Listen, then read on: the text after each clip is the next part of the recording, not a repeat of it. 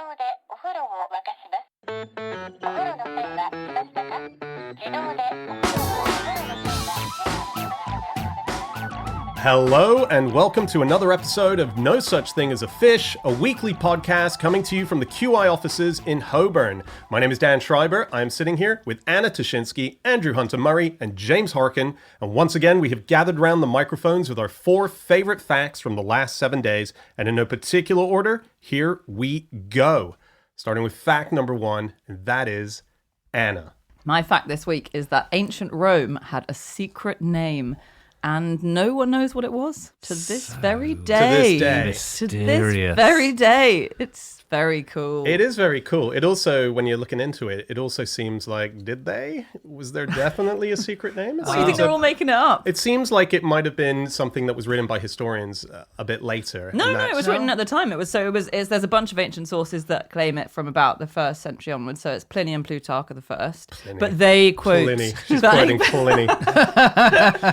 Yeah. It was about 6 or 7 different writers throughout the ancient Roman period saying this was a thing with like varying different accounts of what exactly it was. But they mostly said it's a name that only very few people know, like just really extreme dignitaries, the Queen and her corgis, basically.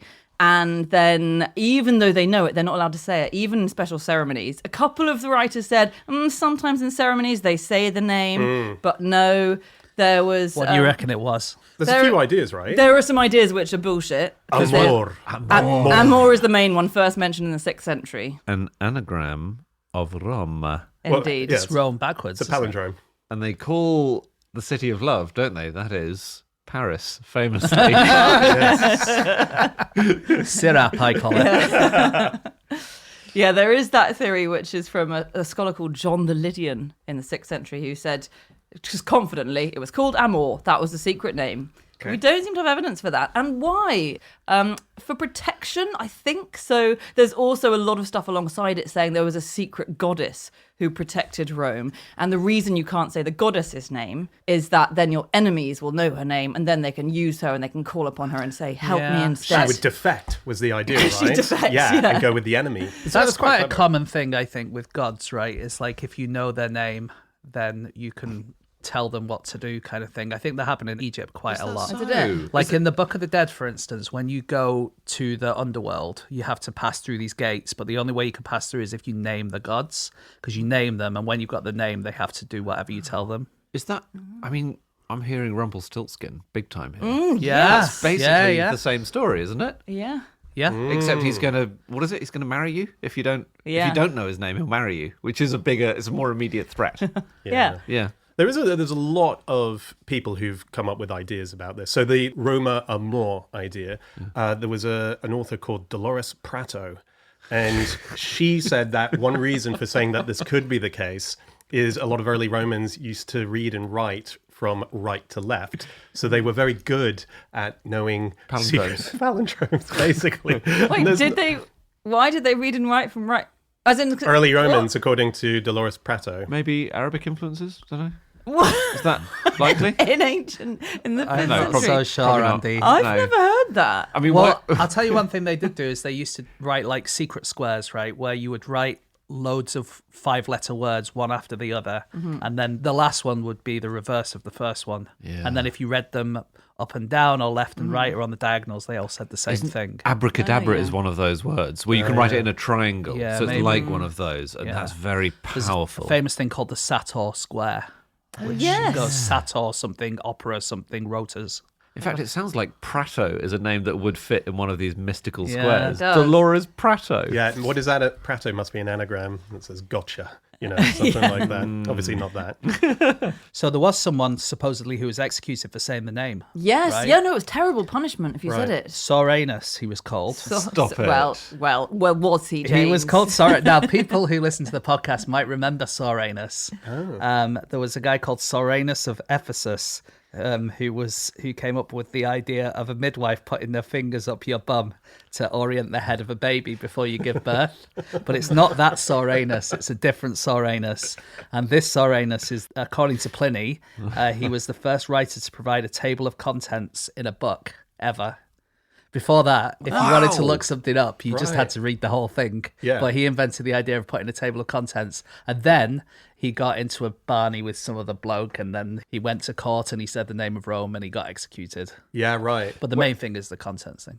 Which is a bigger contribution to history? Which Soranus? Well, I think Soranus, Soranus. the midwife. You say Soranus, and I say Soranus. I Sorry. think the midwife guy, because he saved quite a lot of lives with that. Does that work?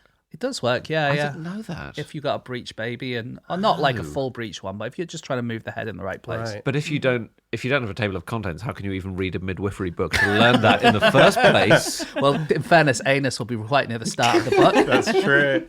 I wonder, that thing of in ancient Rome, so many things would have been invented, so many amazing characters who've been lost through the footnotes of time. And do we have two Soranuses purely because their name is Soranus? You have so misunderstood classical historians. I don't know where to start. There are a lot of these sort of mystery cults, weren't there? So this name of Rome was to be used in sacred rituals, Maybe, according to some. According Maybe to never. some. Okay, well, Sorry, Andy, I don't like to if clamp it's down. never used, then what are we all doing here? I mean, but there was a place called the Cave of Rome. Did you hear of this? No. No. This is great. This is buried deep under the ruins of the palace of the Emperor Augustus. Ooh. It was full of mosaics and seashells. Right. Which is pretty cool. And this according to legend, this is where Rome itself came to be. Okay. I.e., Where Romulus and Remus Right. got came suckled. They were found there by the wolf, the twins. I didn't know they were the sons of the god Mars. That gets glossed over a lot in the story. Like they were nepo babies, basically. They weren't Yeah. just random twin babies who were left and then found by a wolf. Don't think they are in all stories, are they? Oh, okay, maybe not. They might Yeah. be. But there were ceremonies there for hundreds of years, and that's the secret cave of Rome. Do we know which I where think it is? quite Cool. It's under the ruins of the palace of the Emperor Augustus, as I said 30 seconds ago. But it's a real thing. Yeah, it's real. Right. On these secretive cults, I think my favourite is Mithraism or Mithraism. The thing about secret cults is they were really secret, so no one was allowed to write anything down or say anything. So it was all just rumour about what happened there based on what people said. But they did stuff like there's lots of archaeological sources of Mithraic temples where there's people killing bulls. There's one in London. There's a Mithraium in London. Yes. So, They Yeah. found it. They found it when they were excavating. I can't remember what they were digging up. Yes. Some Crossrail or something. construction. I Yeah, think yeah, it was near the Crossrail, yeah. Museum of London, weirdly, it was found. Yeah, Wow. they've but- reconstructed what it would have looked like, and at the end, there's the classic image of Mithra slaughtering a bull. That was the big image thing. of him wearing a Phrygian cap and Anatolian trousers. oh, lovely. That was his. I can picture it now. That was his look. I think know- Phrygian cap is what the Smurfs yeah, wear. yeah, they do. And Anatolian trousers, I don't know what they are. They're just trousers No. from modern day Turkey. I imagined like pirate pants. I think- remember, like whirling dervish pants, so quite wide around the thighs and then tight around the knees. Yeah. So like MC Hammer. Yes, exactly. Yeah, Right. yeah. It was a primitive MC Hammer cult, basically. That's what he's based on. My favourite place in Rome is a Mithraic temple. It is by far the coolest site. Forget everything else. Forget the Colosseum. About 5 minutes from the Colosseum, there's the Basilica of San Clement. Have you guys been to it? No. I think I might have been. Maybe. It's an 11th century church. You go in, 11th century church. And there was a cleric who worked in the church in 1867, the friar who worked in the church, who just found that underneath it was hollow. And so they excavated underneath and they found a 4th century church. And now you can go descend down into that. So that's, in the olden days, things were lower down because the ground hadn't accumulated on top of it yet. And that's incredible. And you're looking at 4th century stuff, artwork preserved. Wow. Yeah, And bring then it, bring it home. Here it comes. A layer below, they discover not one but two things: an ancient Roman house, which you can now wander through deep underground, and the Mithraic temple, which you can sit in. It's the coolest thing ever. And you can sit there and pretend to be taking, sermons from the bull killer or... Wow, that's very cool. Yeah, that's really cool. We don't know much about these places because you weren't supposed to go there if you weren't allowed, and you often didn't write about them, right? Yes, exactly. It was only for initiates. But there was one. There was a festival of the goddess of fertility who's called Bonadia. It was only women who were allowed to go.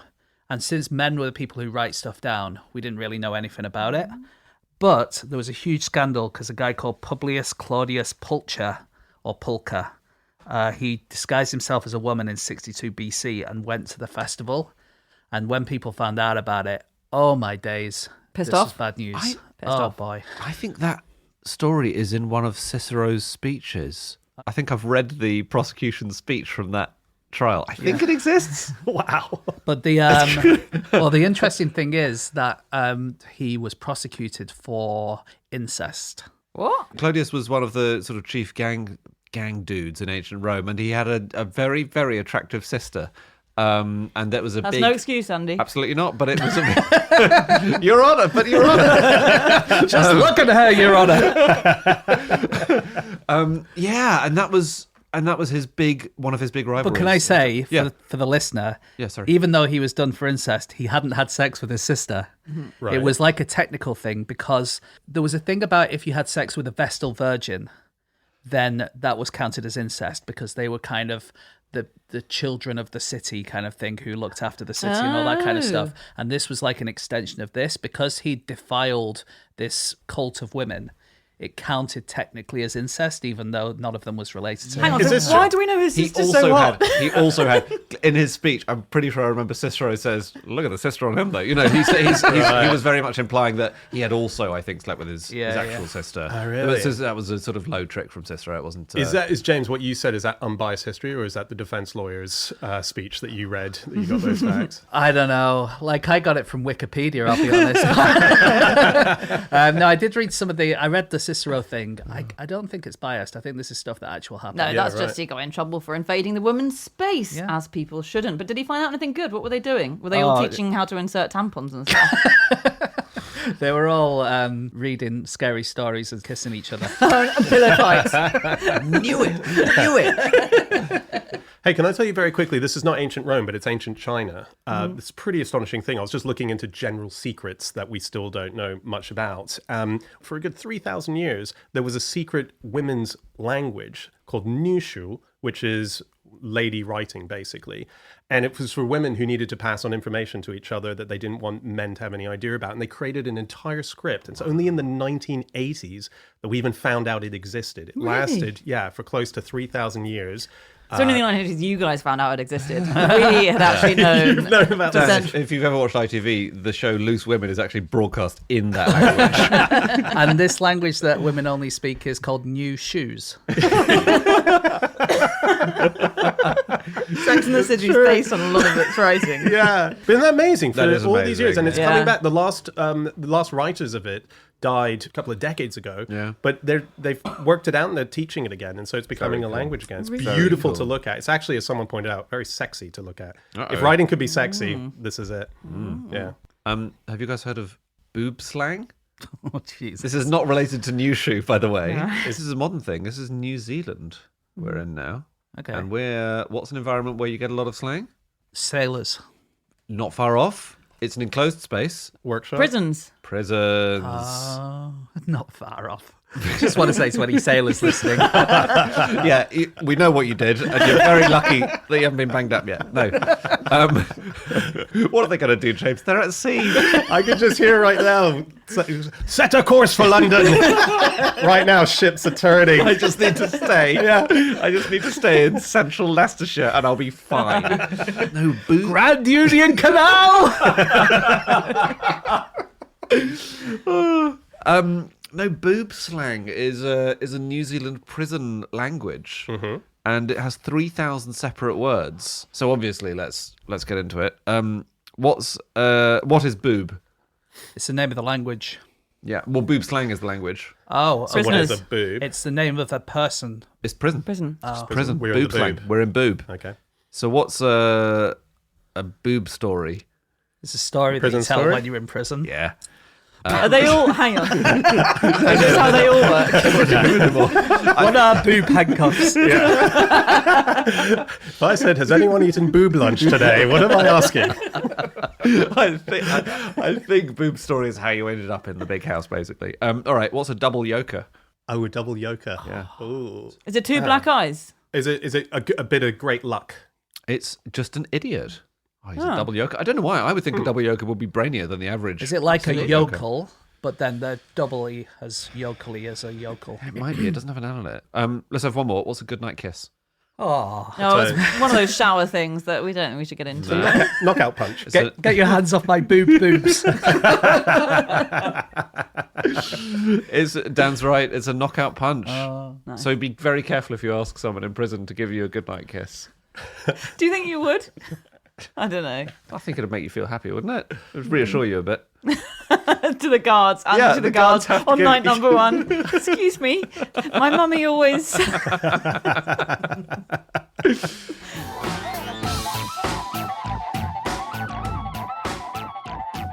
Stop the podcast! Stop the podcast. Hi, everybody. Just wanted to let you know we are sponsored this week by Saily. Yes, Saily is an eSIM for your mobile phone that provides you an internet connection for wherever you're traveling, and it will save you so much money and cancel out all those roaming fees. Yes, if you have ever been lost abroad or you really need an internet connection and there's no Wi-Fi in sight, a local SIM card can make a mega difference. eSIM provides exactly that. You only need to install it once. You don't have to install a new eSIM for each country. The prices are really affordable. If you're visiting several countries, you can do a regional plan or a global plan and travel with the same eSIM. Hey, honestly, you will be thanking yourself so much when you open up that next phone bill and see that it isn't £1,500 like I once had from a trip to Australia for 2 weeks. Dan. It was insane. It was more than the flight itself. And now, because of Saily, that never need happen again. It is available in over 190 countries, and it is available at some of the best rates online. So, if you don't want to be like me and make that ridiculous mistake, head to saily.com/fish. That's Saily, Saily, or you can download the Saily app, use the code FISH at checkout, and get an exclusive 15% off your first purchase. Yes, if you go to Saily, SIALY.com/fish, or download the Saily app and use the code FISH at checkout, as Dan says, you get 15% off your first purchase. Start saving those thousands of pounds today. I'm going to have a word with you after this, Dan. I'm so cross. I'm laugh crying. I'm remembering it all. Anyway, yeah, download it now. On with the podcast. On with the show. Okay, it is time for fact number 2, and that is James. Okay, my fact this week is that in 2010, Jaguar made a car that sounded like an actual Jaguar. Give us a idea of what that sounds like. Rawr. Yeah, okay. It's very good. I have to do the hand gesture when I do that as well. Yeah. I sort of think cars sound a bit like Yeah, they do. roaring animals. It was easier than them making it sound like a laughing hyena, for instance. Yeah. You know, there wasn't much to tweak. Yeah. But I did listen because you can hear a sample online, and it does start with the regular car sound. And in your head, you're going, oh, that doesn't sound. And then out of nowhere, a Jaguar sound. Yeah. So it is distinctly different. Yeah, so this was debuted at the 2010 Paris Motor Show, and it was the Jaguar CX-75, and it was designed by a guy called Ian Callum. And then last year, he's started his own business now called Callum that makes cars, and he is making his own version, which is the original one was a concept one. I think it was in the movie Spectre. Yeah. But he's making ones that are street legal, so they've got the basic safety that you need and the right emissions and stuff like that. So if Which is you want to amazing. give him a loaded dosh, he'll make you one. So Spectre, they were provided supposedly with about 5 of these cars, 5 to 7. No one actually knows how many of these have been produced as of yet because it's not on the road. Another one of And those secrets. It's another secret, Mystery. yeah. And if anyone watches it, it's a chase scene. Bond is in an Aston Martin and he's being chased by someone who is in this Jaguar. Don't watch Spectre just for that chase, though. Are there other reasons to watch it? No. Right, okay.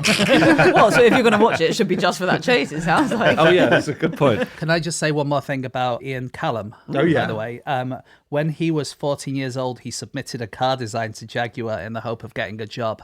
And then later on, he went on to work for them. Yeah. That's very But cool. That's I cool. just want to see that car that he designed because I'm sure, I mean, he's one of the great car designers, but for a 14-year-old, it's going to look like Homer Simpson's car, isn't it? Have you seen a Cybertruck? Because that's So on car sound, Yeah. something that is added by manufacturers is the noise of car doors closing, or it's enhanced by manufacturers. That shuck. Yeah. Where? Okay. Because they think that so cars used to be, you know, heavier, made of different materials, so they made that really satisfying deep clunk. And now car manufacturers don't actually need to use such heavy materials. They're a bit more efficient, but they think if people hear a lighter, tinny clunk, they'll think it's not as expensive. So then they alter the design to make the car door thudding clunk sound. Right. More, and they go to huge lengths. So what was it? Cadillac was saying that they listen to dozens and dozens of different cars and make notes on their sounds and then investigate all the cars to work out what's making that sound the way it sounds. Right. And then Yes. combine them. I don't know if you've heard, Anna. Cars are big business. I've never seen one. What would you add to your car sonically if you could? One of those boop, boop, boop, boop horns. Like Clown horn. A clown horn. A clown Yeah, horn. that's yeah. nice. Like someone grabbing a boob in the 1970s. Yeah, I do have a favorite car sound now as a result of looking up this fact, which is pink noise. Have you heard of pink noise? This is a really fascinating innovation. So this noise is something you would only ever hear if you're about to get into a crash. And they're anticipating... Is it? Oh, you have heard it. Yeah, pink noise. It's really interesting. So one of the things that happens to a lot of people who get into big crashes, the sound is incredibly loud and it damages their hearing. So when it detects a potential collision, it puts out this sound, which is at 80 decibels, which basically prepares your ear for this even louder 165 decibels that it's about to receive. And so it's a way of getting your ears into a place where they're not going to get damaged. What? Yeah, it's really interesting. Because my car has a thing where it beeps where it thinks I'm about to hit something. But that's not this, right? And it's going off all the time. I've actually had to rip it out. That's incredible. Yeah. And that protects your ears, what, by warming your ears up to that? I don't think your ears could be tricked out of mechanical deafness. No, it's so, okay, this is what it says. It says it triggers muscles in the ear to contract by reflex, automatically bracing the inner ear and the eardrum for extremely loud noise by the crash. You've all heard of Hans Zimmer. Yeah, of course. Yeah, invented the Zimmer frame. That's right. So we're talking Inception, Pirates of the Caribbean, The Lion King, Gladiator, Dunkirk, Dune. He did the music for them. He did Sound. the music. He did the music for all of these. Dune 2. He also designed the sound of the BMW. So electric cars, they don't have an internal combustion engine. They do not need to sound like a car. No. So but you can't just have them sounding like anything, because if you're driving close to someone, they need to know there's a car passing by. Yeah. And they need to know it's a car. You can't do a horse noise or like a crazy bird noise. 'Cause Exactly. That's a temptation. Yeah. But Hans Zimmer was given the brief to define, what was it? To compose the sound of e-mobility for BMW. That is his accent. And it's exactly his accent. It was really good. Yeah. And I listened to it, and it just sounds like a car. Well, that's the idea, Andy. No, but it sounds too much like a car. As in, if I was getting Zimmer on the case, Yeah. I'd want something that revolutionised. Yeah, but when you watched Dune, did you think, oh, that just sounds like a giant worm? Like, he's just brilliant at making things sound like they're supposed to sound. Weirdly, the worms sound like a BMW. So it's very confusing. Yeah, no, and they have an in-house person, don't they, BMW, who is doing this. So Zimmer was sort of brought in to collaborate with a guy called Renzo Vitale, who's already there creating these sounds. Because as we know, and we've spoken about on this podcast before, it is a time where the electric car is knocking out sounds, and people are finding that incredibly scary. In fact, Jaguar are saying that they're going to go entirely electric by this year. And who knows if that's going to happen, but that certainly was said a while ago.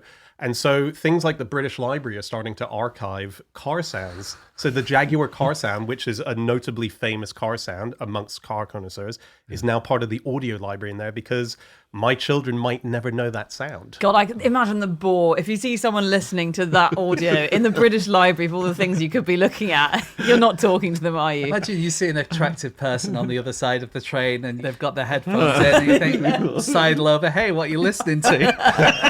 Hans Zimmer. Oh, I love Hans. One thing where this is important is in Formula E, which is like Formula One, but for electric cars.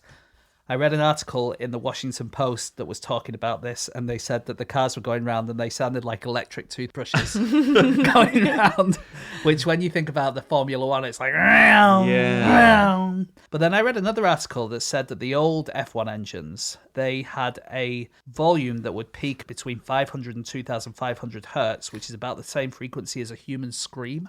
And that's the reason people like it so much, because it really puts you on edge.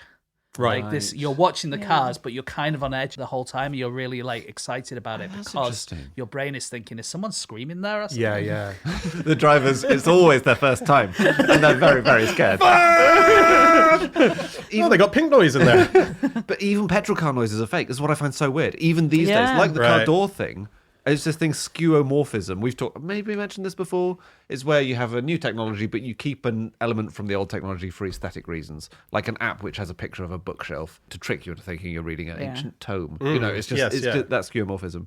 And all these modern cars, even petrol ones, still. They play fake engine noises. Some of them literally have speakers in the cabin. They do, wasn't it? I think a car journalist found this out. It was in the Ford Mustang, which has apparently an incredibly famous sound. He broke his speakers or something, or pulled a fuse that took his speaker out, and he was like, "Oh my god, the engine's gone off." Yeah. And it turns out that's just That's great. I think so many sounds must be manufactured in a way that we don't realize. Like there's like secret sounds everywhere. Someone was telling me that they have an old mouse which, when you click, you hear a noise, and apparently it's a little speaker in there that is playing that. Yeah, it's a little tiny speaker that when you click it, it's playing a sound. It's not the click itself that's happening, because people found it quite disorientating to have a mouse that wasn't clicking anymore. And so they created a little. That's so What is interesting. real? I have like a little speaker that I keep in my trousers because I can only do silent but deadly farts, and it really puts people off. So whenever I know one's coming, I press the button and it makes the noise. Wow. Yeah. Oh, that's good. Is it Bose? Because yours are very basic. Yeah. Okay, it is time for fact number 3, and that is my fact. My fact this week is that Queen Elizabeth I never visited Shakespeare's Globe. However, she did visit a venue down the road to watch bears fighting a dog and monkey. Oh, It does depend on the Shakespeare play, I would say. Right, Some yeah. Shakespeare plays, way better than a dog fighting a monkey. Others. Yeah. I read this, by the way, in a book called London, A Travel Guide Through Time by Dr. Matthew Green. I love this book, and my wife actually was the editor on the book, and it's actually... yeah. How does this call? This is Spawn, is it? It's like 8-10 years old now, this book. She's still She's on the still getting kickback. royalties. She doesn't get royalties. Anyway, if you could all buy it, we have 3 children to feed. No, it's a fantastic book where Matthew Green takes the reader as if they were a time traveler through different periods of London. The first one you start in is walking along the South Bank, and you're heading towards Shakespeare's Globe.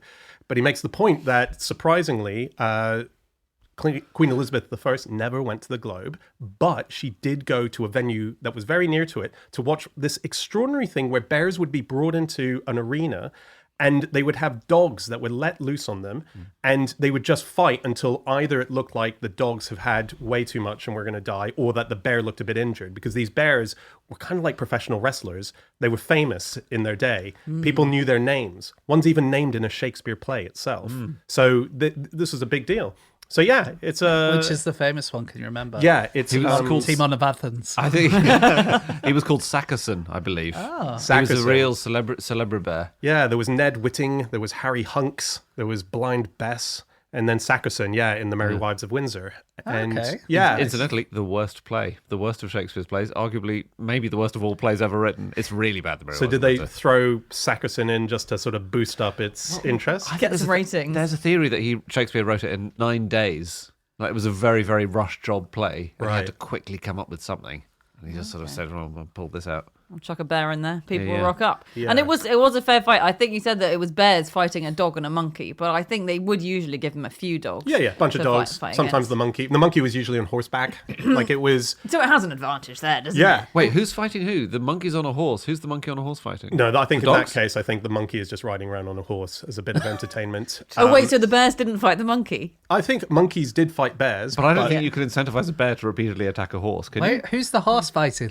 The horse is just having a good time. Yeah. It's just a day out. Horse I'm is so confused. confused. It's just hanging out. Well, it was confusing, wasn't it? Because this is gruesome entertainment. Yet when you read people writing about it, it was like a great day out. I read a lot of articles about it for this. One thing I really liked about it is they sometimes did it in pubs.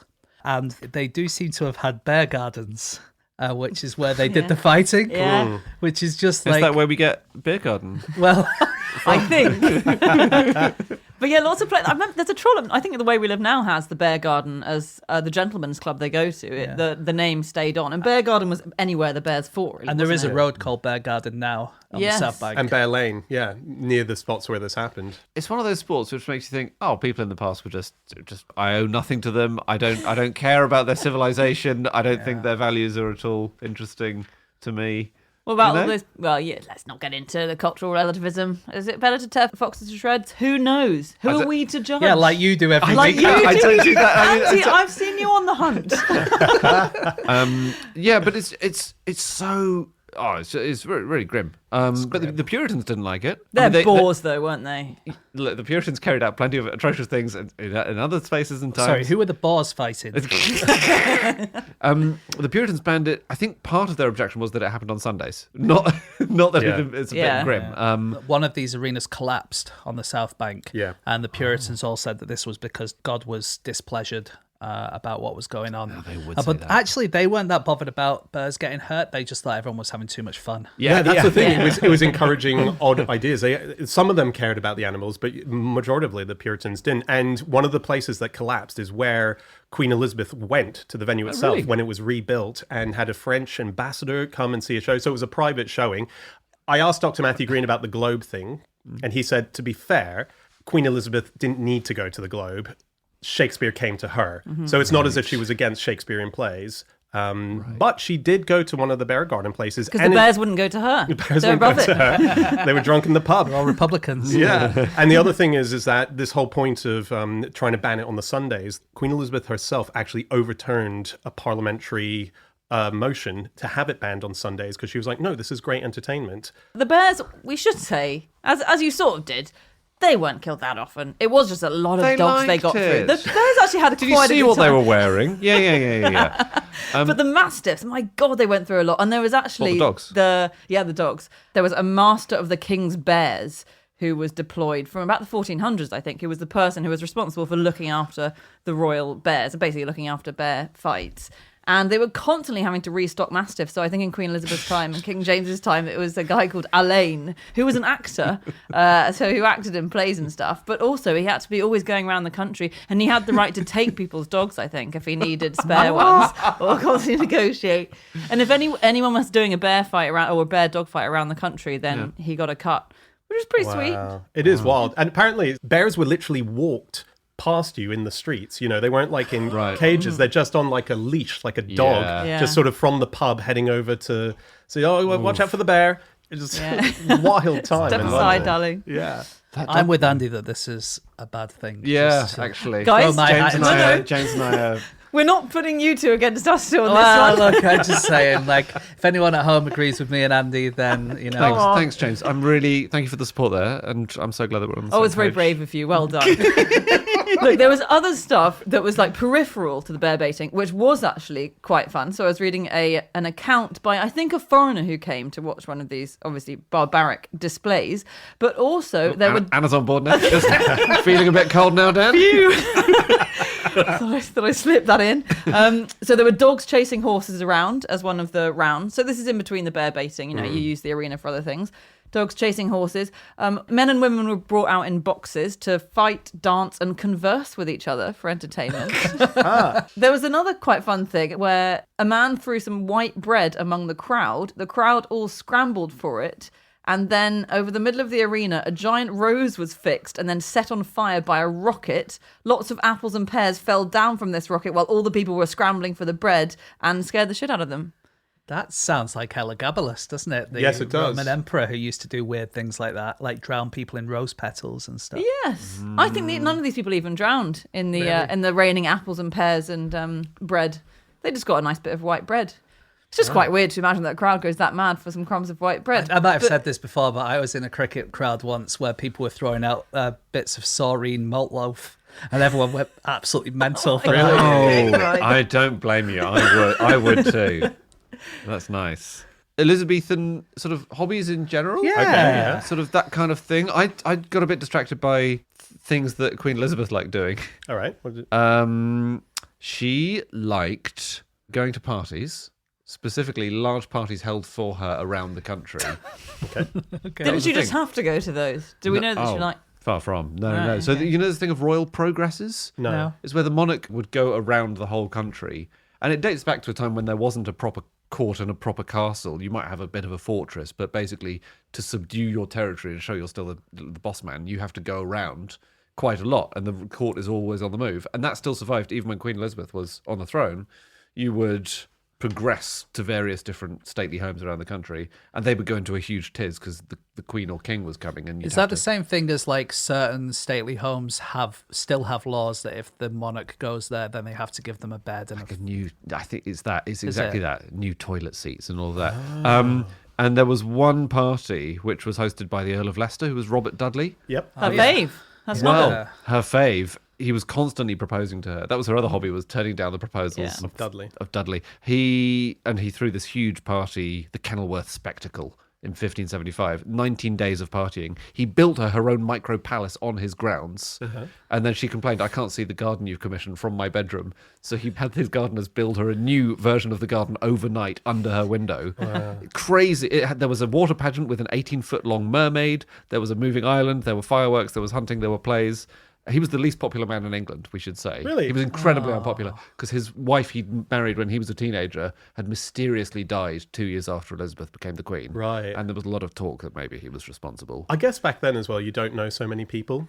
Like, Yeah. there's like 6 celebrities back then, right? So he would have been one, and one's got to be the most hated. It's not like you could have like some people hate Piers Morgan Yeah. and some people hate Elon Musk. And Yeah. like you basically everyone's going for the same one. I got No, 6 you're people right. to pick from. That's it. Yeah. Well, he was so unpopular. Probably because everyone knew that he fancied Elizabeth, right? Everyone always hates the person who's trying to have the affair with the monarch. And might have killed his first wife I in order don't to. mind the first He might. I wife mean, thing. well, she definitely died 2 years after she became queen. So an old lady from Brentwood told her neighbours that my Lord Robert hath given Her Majesty a red petticoat, implying that they've slept together. New Zealand jail slang. It's boob slang, yeah. She was jailed for even telling her neighbours that. So they Really? were cracking down on it.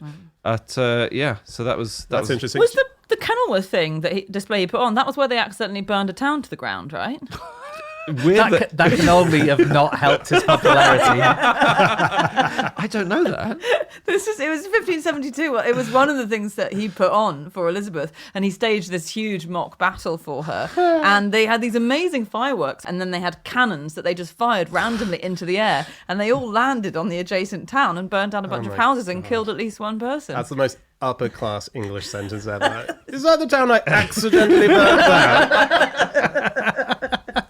Jeez. Just very quickly, Henry VIII, father of Elizabeth I, also loved bear baiting, and he used to go around the country as well. And one thing that he always brought with him was a locksmith who always put a new lock on the door that he was sleeping in of the room that he was in. Really? Yeah, because he was so worried about assassination. And then when they left the next day, or however many days later, he would take the lock off the door again. So you just have this messed up door as a result of the stay. And he would that's bring it really to the cool. next house, and he would lock it onto the new door. Oh, so it's one lock. He's not having to. I'm put sure he had multiple, Right. but he would Okay. always put it on and take it off. So you left with the lock. That's quite good. That's a good plot device. I'm sorry. Like the lockman is the assassin. You know.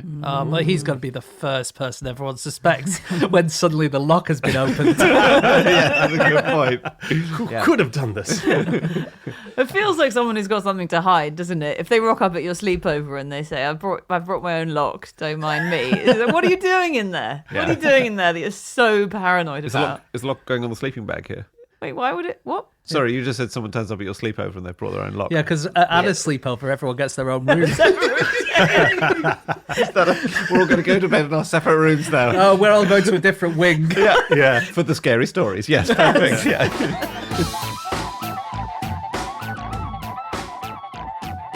Okay, it is time for our final fact of the show, and that is Andy. My fact is that in Edwardian times, you could order a barrel of seawater to be delivered to your inland home so you could keep on enjoying the health benefits of your holiday after it ended. Would you have to get some sailors to come from their boats? Oh no, I crack open my nice fresh barrel of seawater to have my bath. Oh, it's full of jack tars. Yes, was it to have your bath, or was it to drink? It was or to have your massage yourself. A with? bit of everything. A bit Cool. of everything. There's nothing that seawater couldn't do. Right. And this is from a great, it's from a Substack I subscribe to called Reading on Trains by Andrew Martin, which is all about trains. And it's mostly about trains that I got interested in. This isn't about trains, though, is it? No, it's about seawater. But it was seawater delivered by the Great Eastern Railway. Oh my god! This was in Edwardian times, so early 20th century. You would get a barrel of seawater from Lowestoft to Liverpool Street, And they would pump it into these massive wagons at one end, and then they decant it. They have a little spigot at the other end. They just decant it into a barrel, and then they send the barrels all around, everywhere. Yeah. And you would order a massive barrel of seawater and have a bath in the sea in your house. Were there any poor kids who said, "Can we go on a beach holiday this year, Mum?" And they're like, "I'll do you almost as good." We have the sea at home. Yeah. It was basically that. And this was all because people were obsessed with seawater being a really good thing for your health. Yeah, this is so I now live in Margate, and there's still a ginormous hospital there, which was built as a royal bathing house, basically using sea therapy as a way of fixing people. But It was- ironically, at the moment, the trains don't really go from here to Margate, do they, Dan?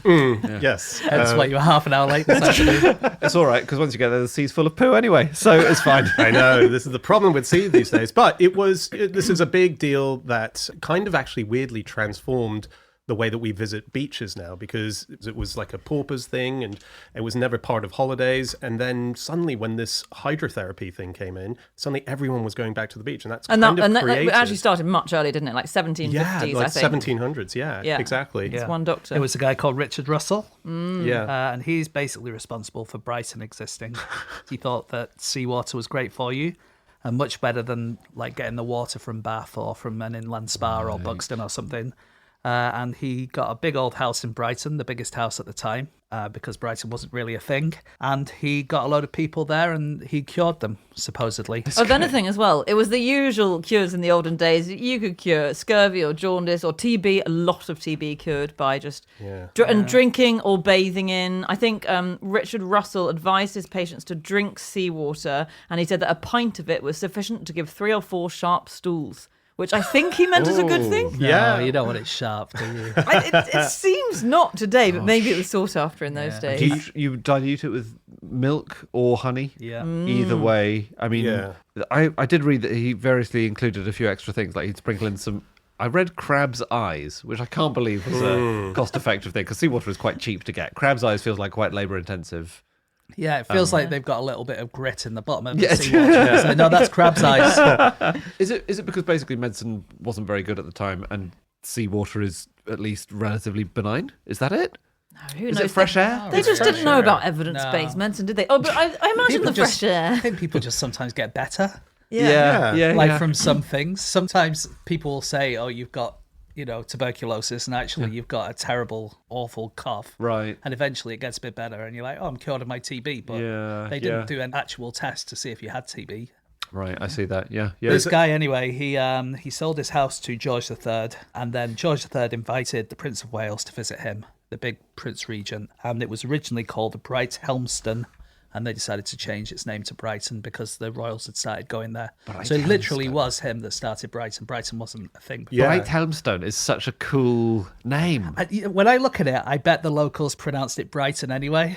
Bright Yeah. Helmstone. It's one of those English names. I did read that it was from about the 1600s. Most people had been calling it Brighton, Yeah. but it was still officially Bright Helmstone until Exactly. about 1810, I think, which is bang in the period you're talking about. then. This was the same with Margate. So in 1791, this big hospital was called Margate Infirmary for the Relief of the Poor whose diseases require sea bathing, but then it got a royal patronage and became the Royal Sea Bathing Infirmary.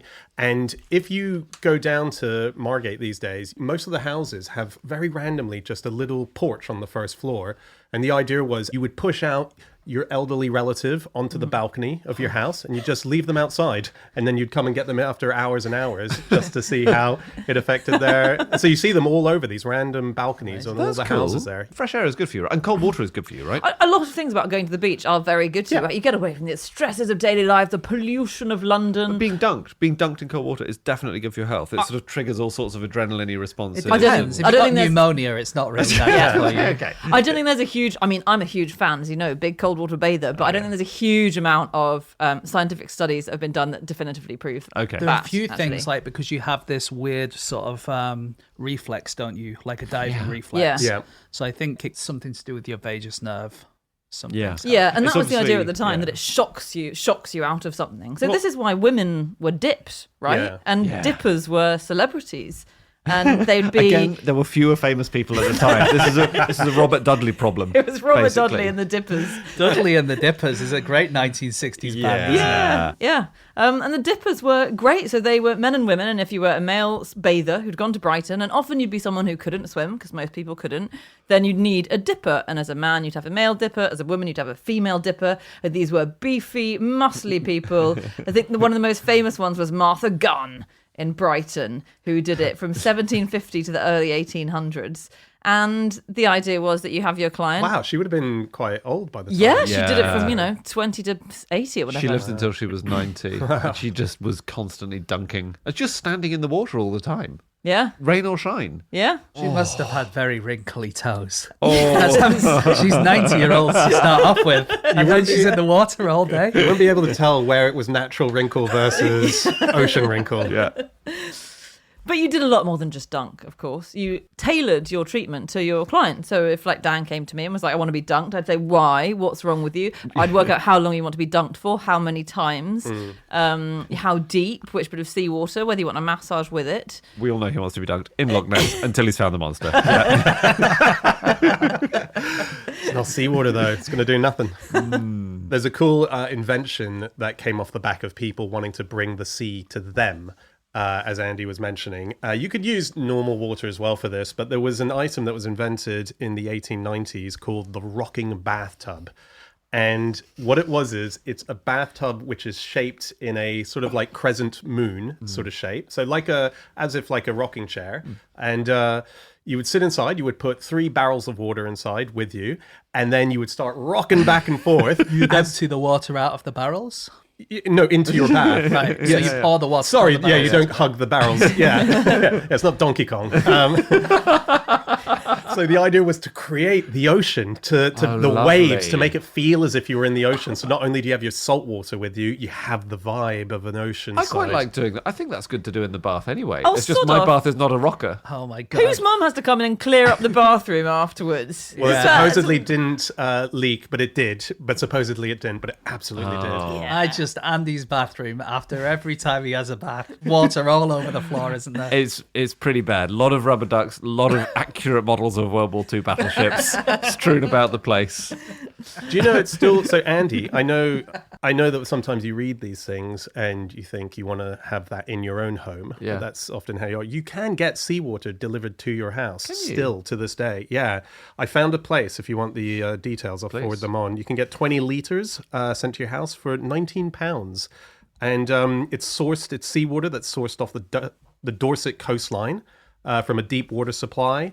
And so this is largely for aquariums and so on that need to have water delivered I'm to them. still interested. It's such a shame because I literally just watched Andy write down all those details you gave him, and now he's thought, I'm going to have to get a fish. I've written 20 litres, £90 and sourced Dorset. That sounds great. Yeah, but it happens. Like Deep- deep sea water, I think, is like a trendy thing that's supposed to be good for you, right? Because the minerals go down to the very deep part of the water, Oh, really? and all the carbon goes down there, and it can't really get anywhere out. So the minerals in there are really, really awesome, apparently, and it's supposed to be good for you. I think like some sports people use it to rehydrate because it's supposed to have more chemicals in it. Right. Well, where's the heard evidence that. that they're any healthier than the rest of us? No, I've heard that. I think that's plausible. And also, but shallow seawater, genuinely, there is a problem in the UK with lots of Yeah, it's terrible. sewage and the. Yeah, but you would fish the turds out, wouldn't you, before you drink it? And there's our slogan: "We fish the turds out." May contain turds. Prepared in a facility which contains turds. We've made our best efforts. Yeah. I found some cool waters that exist out there. Melted water. Would you drink melted water? So melted. So it was frozen. I've had like water that comes from icebergs. Yeah, so Is that? this is Lithuania. They make, but what's interesting is they grow and create the iceberg and then they melt them. So it's not natural icebergs. And then they put that melted ice into a bottle. And so, yeah, apparently it tastes like puddle water. But it won the Lithuanian Product of the Year 2013. It won gold for that. They don't have a lot going on in Lithuania, do they? That must have been a thin that's year. winning. In thin year in Lithuania. Yeah. That's very funny. Also, interestingly, mentioned just a few minutes ago, Loch Ness water is now bottled. Is it? It's taken, it's put through filtration systems, and they sell it. For example, the AIG Women's Open Golf Championship in 2024, it was the official sponsor. So all of their players were drinking Loch Ness water. Okay, now I wasn't interested in that until the very end. Now I am. Finally, the crossover of interest between you and Dan. Sliver. Yeah, the most famous person who would have done the sea bathing thing down in Margate is T.S. Eliot. Really? Yeah, T.S. Eliot came down and he did it, and he took time off from his bank job. He moved down there and his wife came with him, and that's where he started properly writing The Wasteland again. And Is that based on Margate? yeah, my house gets a shout out, which is quite cool. Yeah, and so in The Wasteland, there's only one moment where you see through the eyes of T.S. Eliot, as in he's sitting in a spot looking up, and that's by a bus stop down on Margate Beach as he was there using the sea air to recover. Has it got a plaque? It did, and that's down now, unfortunately. And what's even more annoying for T.S. Eliot, we did a great fact that his name is an anagram of toilets. Yeah. It is literally right next to the public toilets. So People see the plaque saying T.S. Eliot and they just think it's a massive typo. Is that what we're saying? no, right next to his plaque is in block words, Oh, I toilets. see. Yeah. They put underneath in brackets wasteland, but that didn't help anyone.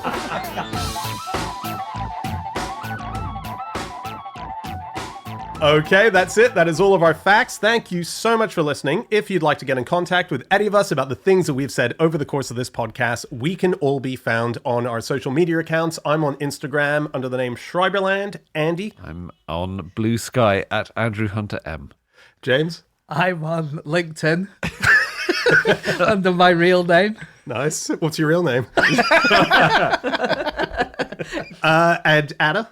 You can email podcast@qi.com, or you can tweet at no such thing, or Instagram at no such thing as a fish. Yep, or you can go to our website, nosuchthingasafish.com. Do check it out because you'll find there all of our previous episodes. You will also find a link to our awesome private members club, Club Fish, where we put lots of bonus episodes out and fun things happen there. Do check that out. Otherwise, just come back next week because we will be back with another episode and we'll see you then. Goodbye.